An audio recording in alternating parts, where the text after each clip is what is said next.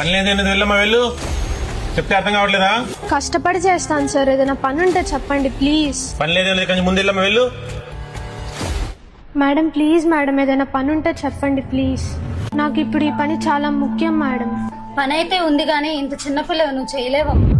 Please madam, నేను ఖచ్చితంగా చేస్తాను. చాలా యాక్టివ్ గా కూడా ఉంటాను. మా ఇంట్లో పరిస్థితి అస్సలు బాగాలేదు మేడం, నన్ను నమ్మండి. అయ్యో ఎందుకు ఏడుస్తున్నావు? ముందు ఈ వాటర్ తాగు. మా నాన్న మమ్మల్ని పట్టించుకోడు. రోజు తాగొచ్చి మా అమ్మని కొడతాడు. అమ్మ రోజంతా కూలి చేసి వస్తే ఆ వచ్చే 300 మాకు ఆధారం. అద్దె కట్టాలన్నా, అన్నం తినాలన్నా, అమ్మ మందులకైనా అవే డబ్బులు మేడం. నాకైతే చదువుకోవాలనుంది మేడం, చదువుకొని పెద్ద ఉద్యోగం చేయాలని. అమ్మను కంటికి రెప్పలాగా చూసుకోవాలి. కనీసం అమ్మకు 3 పూట్ల కడుపు నిండా అన్నం పెట్టాలి. మా అమ్మ కష్టాలని కన్నీళ్ళని తుడిచే శక్తి నాకు కావాలి. ప్లీజ్ మేడం, నాకు ఈ పని ఇప్పించండి.